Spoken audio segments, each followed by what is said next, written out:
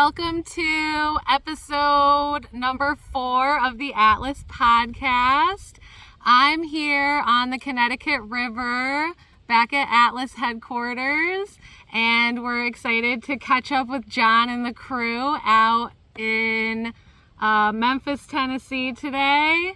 Actually, Little Rock. Oh, Little Rock. That was yesterday, right? Yep. There's so many events. I'm like, answering everyone's questions. It's a little hard to keep track. Absolutely. Little Rock, Arkansas, Mount Holly Cemetery today.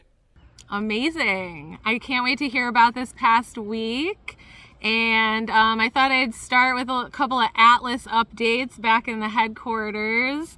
So we announced our D2 giveaway winners today. So congratulations to everyone who won. We had over 1,000 entries between all platforms. Wow. So, yeah. And one other thing, which is like super fitting because I'm here, but is that Will and I will be at the Mystic Wooden Boat Show in a couple of weeks. So we'll have a table with all the goods. And if you're in Connecticut area, definitely stop by. Awesome. That's an amazing show. It's at Mystic Seaport. Beautiful spot, amazing history, and so awesome you guys are going to do that again. Yeah, we're excited. Yep, 2 weeks. So it's June 28, 29, and 30th. Perfect. Yeah. So let's talk about this past week. Definitely. I believe Monday was Apalachicola, Florida. Yeah, that seems like years ago, but it seems like the temperature's been rising all week, so we made it through today, and but yeah, Apalachicola, what a cool place. Yeah, it looked amazing in the pictures. So what would you say a highlight? It was Chestnut Street Cemetery. Yeah, the condition of the stone there is phenomenal, and nice. Way better than most places, so that's an indication of the amount of pollution in the area. And so the air is really good there, and it has been historically better than a lot of places. Interesting art and, beautiful carved stones, and it was a great event. It was well attended, actually. Good. Very small town, but a lot of folks showed up, wouldn't you say? How many people were there? I really don't know. Maybe 10, 15? Yeah, at least 15 people, I think, showed up for that event, and it's a small town. And it was a hot day, but a lot of shade trees, and it went well. It was good energy there. Awesome. And then, so you had a travel day in between after that. Yeah. And then Wednesday was Greenwood Cemetery in Tuscaloosa, Alabama.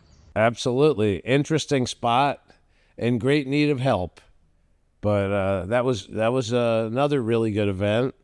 Yeah, it was another hot day, but not that hot for the region. And so we're trying to get through the south. We knew it was going to be, the temperature was rising. We're threading a needle through the weather. And, it's not an easy endeavor doing 48 states in sequence. So looking forward to getting through the south and heading up the coast to hopefully some cooler weather in Northern California and Oregon. And, but yeah, that was a great event and good attendance there. A lot of interest in Tuscaloosa. Yeah, there was a good amount of press there as well. And was it the oldest cemetery in Alabama? Not sure about that, but in Tuscaloosa for sure. And the oldest stone, about 1820, that Becky showed us there, and a lot of history there. And unfortunately, as we see in so many areas, not as much interest from the people maintaining the site as we would hope, and a lot of damage occurring from the maintenance, actually. So great volunteer effort, and a lot of folks are interested, but sometimes there's an issue with not connecting the dots between the people actually, doing the work there. So a little bit of a disconnect we see. Yeah, certainly a lot of history there. I believe it was 5 veterans of the American Revolution. Yeah, it was really, really interesting. Yeah, Tuscaloosa is a good site, and there's a college there. And so that's why I returned there, and a lot of shade trees there. And so this time of year without the shade, we would have been done for. But Yeah, and running water too, that's a big asset, and we had that as well today. But when we got to cart the water in or carry it, makes it a lot more difficult to work. Yeah. Thursday was Hillcrest Cemetery in Holly Springs, Mississippi, and that looked very fascinating with their the Yellow Fever Martyr Museum and everything. Absolutely.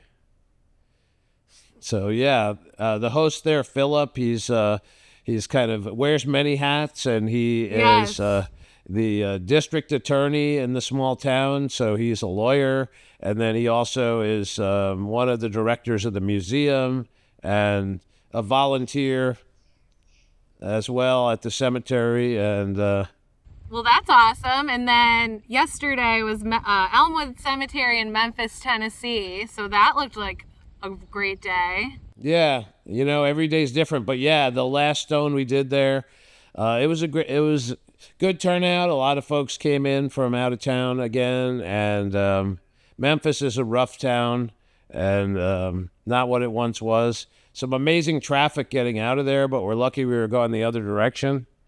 But Oh, wow. yeah, it was a cool place to do an event. A lot of amazingly detailed carvings, in the earlier monuments, some of the imported stone from Carrara, Italy, and it was a good event. Amazing.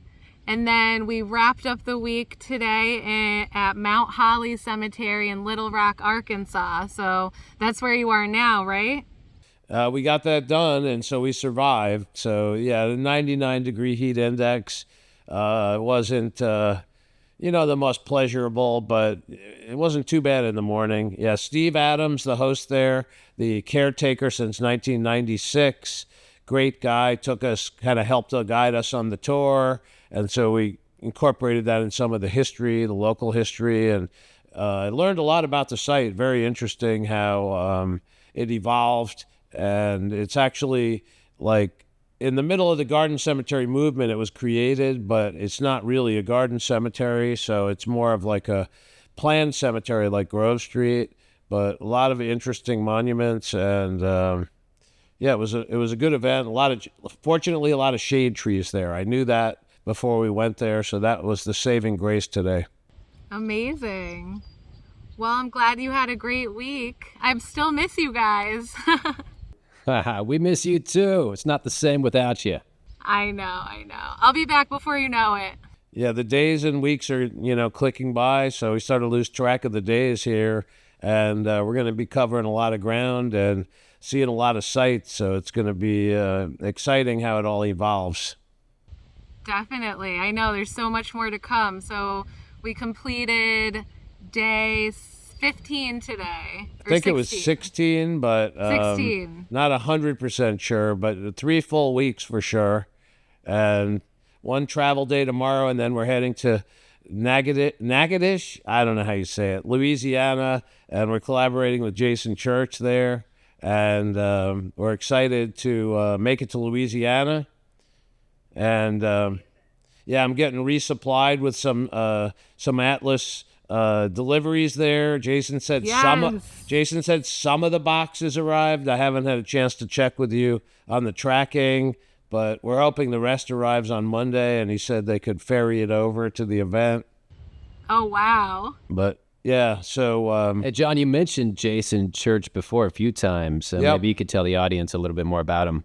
yeah, Jason and I have collaborated many times, and he's a great guy, and he does a lot of educational things in this field too. Some of them in his capacity working for the NCPTT, which is a long acronym, but it's the National Center for Preservation Technology and Training. This event he's doing, on his own as a volunteer, as far as I know.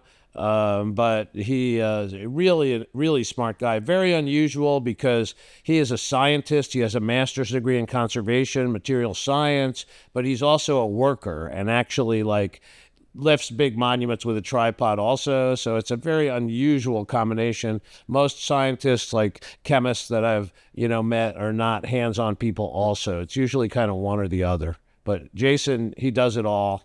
And great he's worked together many times, and real psyched to to see him again. He reached out to us and wanted to be included on the tour, and he's volunteering at an African American cemetery in Natchitoches, and so that's where we're holding this event. Wow, what a treat for everybody. Yeah, so it should be fun, and it'll take the pressure off of me because Jason likes to talk, and he's very smart and interesting, and so I'm happy to back off a little and let him have the stage and as much as he wants, and he's a great teacher, so it'll be fun. Amazing. And then from there, Tuesday we'll be in Galveston, Texas. Yeah. So that'll be fun. And there's some buzz about which cemetery it is. So it sounds like there's a bunch of cemeteries within a 2-block radius. Yeah, I think they call it the Broadway Cemetery, Historic Cemetery District. And so someone had actually messaged us and said, which cemetery, where do we meet? And the other question is, what happens if it rains? And so I'll let you answer those. So if it rains, we do everything possible not to cancel an event because that would just not be good because we really can't reschedule them. So we really wait until the complete last minute. If it's a total wash, we will announce it through email, on social media, on the event pages, on the website, everywhere we can. So look out for that. I know the weather's looking a little iffy next week. So I'll say we'll monitor the weather, and if it's 100% chance of rain, all day, the night before, we might throw in the towel. But generally speaking, if it's a passing shower or there's some issues with possible rain, you're blinking in and out, but you're back. So yeah, if there's a chance of rain, the show will go on. But if it's definitely going to rain, we might have to cancel. Seems to have some technical. Yes. Sorry, I don't know what happened. Okay, there we go. Sorry. Maybe quickly remind the audience where Courtney is right now. We're doing all this remotely, but yeah, John, maybe you could tell. Yeah, where are you at? You're somewhere on the Connecticut River. What town are you in? We're in Portland, so it's called Petzold's Marina, and my husband's stepdad works here, so his family has a boat here at the marina, so we're celebrating his birthday a little late with his family today. Nice. And I'll interject, yeah. Portland, Connecticut originally was called East Middletown, and it's the epicenter of the most famous brownstone probably in America. And it was transported all over the country, and so a real interesting connection there, coincidentally. Yeah, so we have the information for the cemetery, but I didn't write it down, so we'll definitely post that right after this is over. So don't worry, the information will be everywhere. Okay, perfect. Okay, so from there, Wednesday we'll be at Johnson Station Cemetery in Arlington, Texas. And that's in the kind of Dallas metro area, or near Dallas, I should say. And so it's a highly populated region, so hopefully we'll have a lot of folks come out and attend. I know it's a historically significant site for that part of the country. I don't recall the exact history because there's so many sites, I can't remember all the details, but I know for Texas, it is a significant site historically. Amazing. So then Thursday, we'll be at Ross Cemetery in, I honestly am not sure how to say, Tahlequah, Oklahoma. Tahlequah? Is Ross actually in Tahlequah? That's what we have. I believe we have the address correct. Okay, I hope so. We'll double check that. But I know the cemetery is like really significant to Native American history because the founder or the namesake of the cemetery, Ross, was very highly educated Native American pre-Civil War and became a representative for the Cherokee Nation nationally.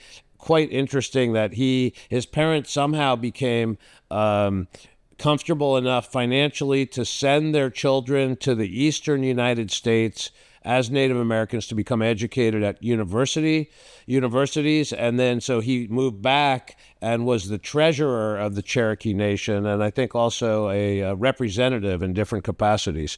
And so after he passed away, the cemetery was named after him. I think there's other significant Native Americans that are laid to rest there as well. Amazing.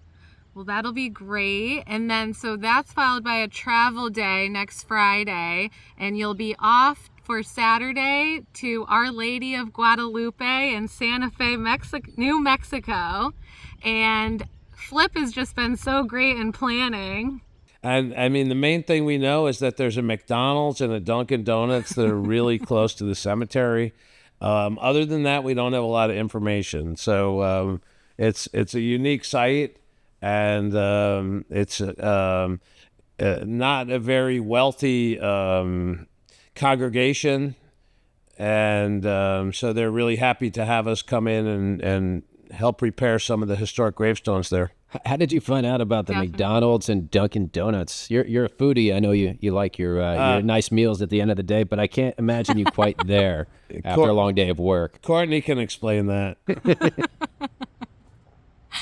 We were trying to get in touch with Flip at the church, and come to find out, he doesn't answer the phone very much, but because he's very busy, he's doing so much.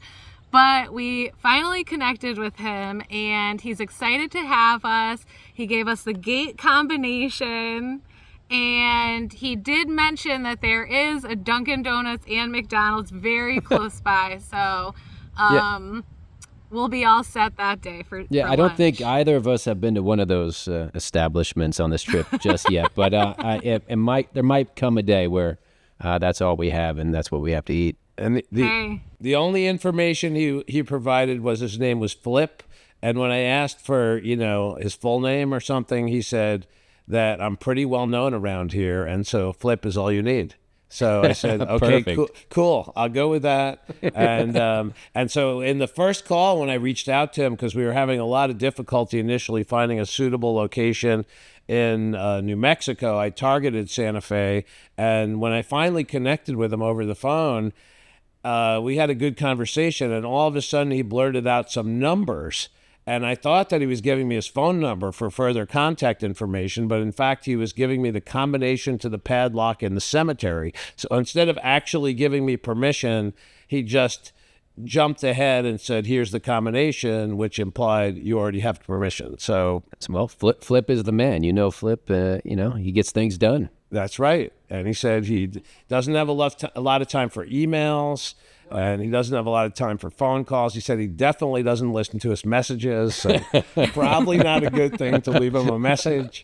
And so he's a little elusive, but he's going to be really happy to have us there. We're hoping that, he attends, and, he said he fixed a few gravestones there and helped out about 20-25 years ago. So he has a legacy and a history there, and I'm hoping he comes out and helps. Well, maybe he just knows you're from the East Coast, and Dunkin' Donuts is pretty important to you. So everyone runs on Dunkin'. Yeah.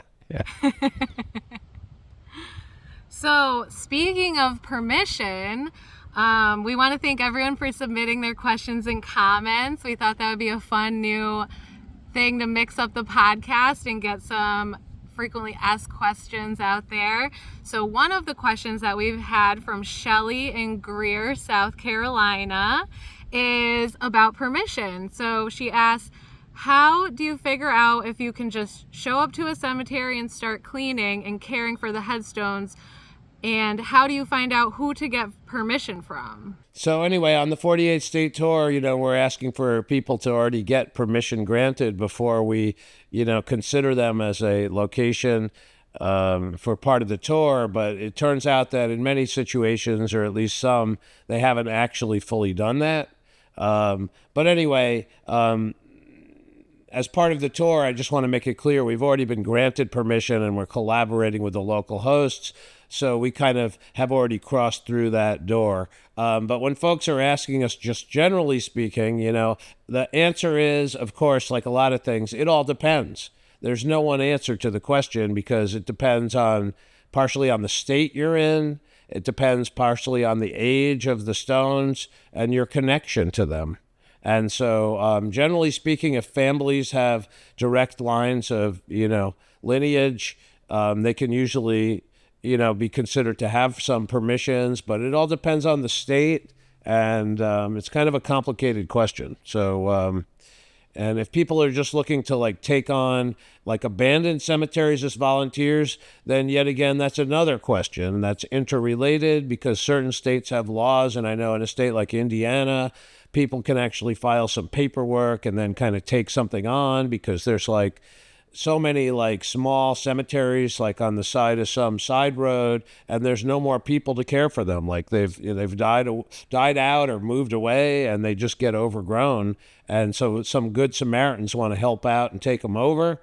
But we always recommend people, seek out, permission from whoever is, in charge first and try to do as much due diligence as possible because technically they could be trespassing or, doing illegal activity without, getting proper permission. So anything you want to add? I think you pretty much covered it. It's pretty straightforward. It's all relative. It depends on the state you're in. And we were talking to the woman from Alabama, and she said there's a 75-year rule. And if it's, your family has connections there and it's less than 75 years, you don't have to do anything. But 75 years is not really that long a time. So that's interesting because in the mid 50s about, it's just granite monuments. And so, I mean, I don't know. It's interesting. Every state is different. And especially in the southern states, they're always like next to kin, and they're very specific with that. And anyone who's related in some way seems to think they have permission. So it's a complicated subject. So we can't really answer it all here. But I would just say that if you're not sure who's in charge, you could try to contact the town or municipality, or even a local funeral director will usually kind of know, who's involved or who has some stewardship over the site, unless it's really abandoned. So interesting question. But, we were at Mount Moriah there in Philadelphia, and that place was literally just abandoned. And but, they did some kind of paperwork and things to create a nonprofit. And so every site is different, but it's complicated. It's interesting how every site is different, but it's so important for people to actually have the skills and the knowledge, I would think, before actually going in and cleaning the stones and trying to do restoration work. Am I right? I mean, you just can't have anybody going in there and trying to do this. Yeah, well, the fear is people do things that are, ill-advised, as we see, and still that occurs anyway. So even the irony there is even people that have permission or even people that have the stewardship over the site might be doing things that are detrimental, but whatever, we can't control everything. So, it's a complicated kind of scenario, but that's the whole point of the 48 state tour, is to try to provide practical hands-on skills that are, basically safe and are not going to do harm. And so that's why we also collaborate with people like Jason Church and Moss Rudley, who, also have these same ideologies. Right. It seems like anybody who's going out there to clean stones or do restoration work, they're good intentioned people. They want to help, but again, it's just so important to have that knowledge and those skills to do it right. That's what I've noticed on this tour so far. There's a right way to do it and there's a wrong way to do it. Yeah, I mean, there's a lot of nuance there even, but there's definitely, as I like to say it, there might be a bunch of okay ways and then some things that are definitely not good. And so, like with a marble stone, you definitely don't want to put bleach or acid on it because it's just not going to ever have a good result. And, so there's not necessarily one good answer, but there's definitely some that are bad. And so, but it's a complicated subject, and, we try to navigate through it and provide, productive, helpful, positive, information, knowledge, techniques to the general public, and seems to be working. Fantastic question. Awesome. So I have a comment that came in from Carl in Horn Lake, Mississippi, and he said, "Great Friday at Elmwood Cemetery in Memphis, Tennessee, learning from John and the crew on techniques and ways to properly clean stones from years gone by." So that was great to hear some feedback. It's great to hear people that really are happy to attend. And yeah, we personally are getting a lot of, comments when people are leaving, appreciation and thanks for, us doing this and people reaching out to you. We had a gentleman in Holly Springs who gave a long kind of thank you to Courtney, and not sure if we caught that all on camera or not. But yeah, he was an older gentleman who was really just very enthusiastic and gave you incredible compliments for your customer service. He's just like, when I call Atlas, like, it's amazing. Like, he was just, right? Remember? Aw. Yeah. Is that what he said? He said you'd have to get an extra Christmas bonus. Aw. I agree. No. We'll work on that. That's nice. All right, so another question. I thought this was a good one. Chris from Houston, Texas asked, an oak tree has grown around a stone, almost completely engulfing the marker. We're in the process of removing the tree, but what should we expect to see of the stone? I mean, no one answer there, but that's a difficult situation. I would just back off of that and say sometimes, big old trees might best be let to live, and eventually, the stone could be removed. But I'm not an arborist, and I'm not there making the decision. I have cut monuments out of trees that have been completely attached to them, and it is not an easy task, I will say that. As far as what to expect, I mean, there's no one answer. It all depends on too many variables, how the tree grew up, what kind of stone it was. I mean, it could have grown around it and not significantly damaged the stone, or maybe caused, one breakage line, or it could have really, done a lot of damage. So hard to tell. Too many variables. That kind of reminds me of the stone yesterday in Memphis. Did it have an issue with tree roots growing around that stone? Exactly. Fortunately, it wasn't like stuck in the roots, but the roots were heaving it. And so, yeah, trees and monuments have it's a balancing act, and, they don't always get along. And so the falling limbs also, have broken many a stone and knocked them down. And additionally, we just saw that big fallen tree in Holly Springs that somehow just missed a whole bunch of stones, including one that I had repaired there on a previous trip. So that was kind of crazy. Yeah, you did a pretty good job with that stone yesterday, and just setting up the tripod around that huge tree, right, above the stone, which was right next to the tree. That was pretty impressive. Yeah, so it was pretty precarious, right? It's kind of a dangerous That was very situation. dangerous, and I've learned to sometimes, it's best not to even touch these, and I would say that to the general public. If you see something leaning on a big angle, unless you're set up to, move it and you have the skills and the equipment, don't touch it, don't go near it, because some of these things are like, an accident waiting to happen, and that was definitely one of them.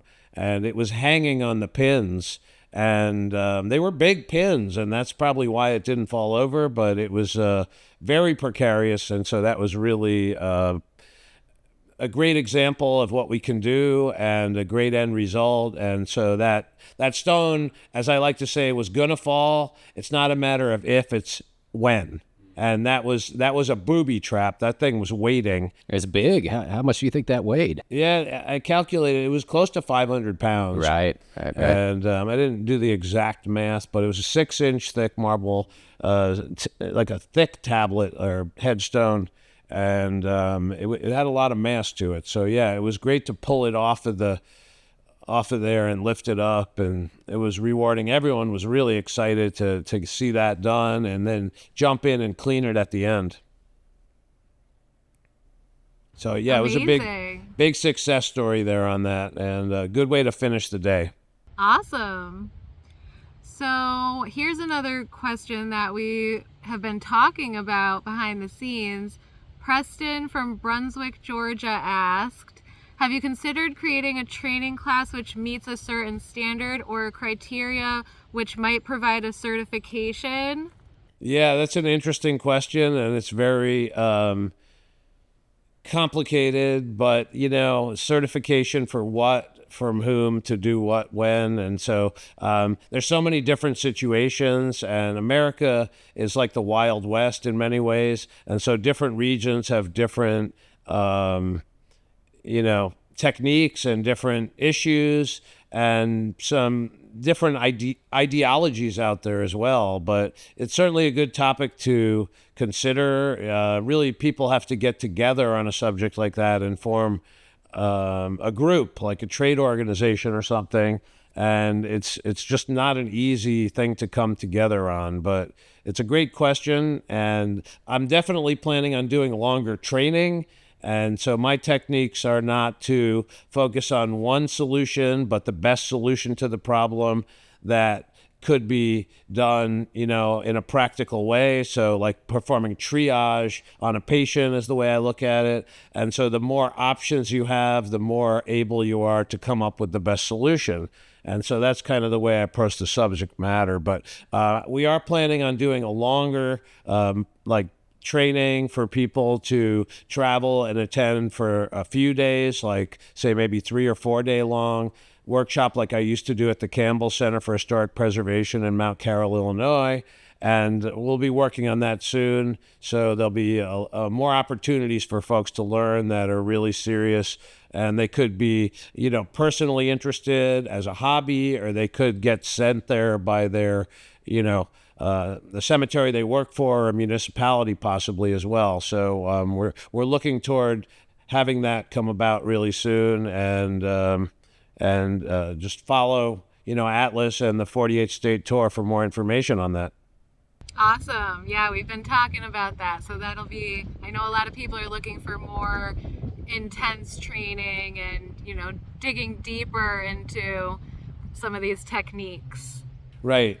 So another question I have is Tom from Morgantown, West Virginia asked, I attended the Highview, West Virginia event. What is your eating and travel schedule? Do you take off for the next state right after an event, or do you stay the night and leave early in the morning? Some logistics. I think Jeremy can answer that one. Yeah, there's no time off on this tour. And honestly, I wouldn't have it any other way. It's work every day. It's a new location every day. Every now and then, more often than not now, as we get further west, we have a travel day, but that can include, 5 or 6 hours on the road. And we listen to podcasts, and sometimes I listen to this podcast. But otherwise, it's every location is unique. It's different, and it's go, go, go. You know how John's energy level is. So it's 56 events, 48 states in 82 days or something. So yeah, 15,000 miles in the car. There are no days off. And again, I wouldn't have it any other way. Awesome. Well, to be a little more specific, different locations have different logistics.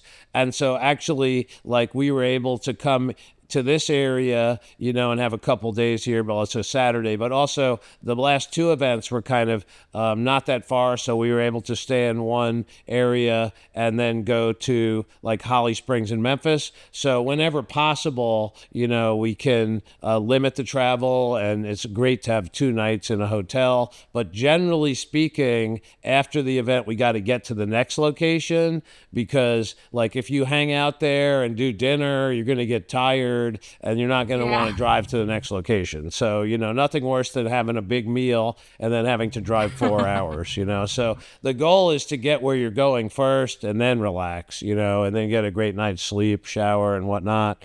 But every location is different, and so it's a balancing act, and I do what I can to make it not destroy everybody, and Right. Being able to wake up and not having to drive further than 30 minutes to the day's location certainly helps. If we had to do a long drive in the morning, that'd be more difficult. Right.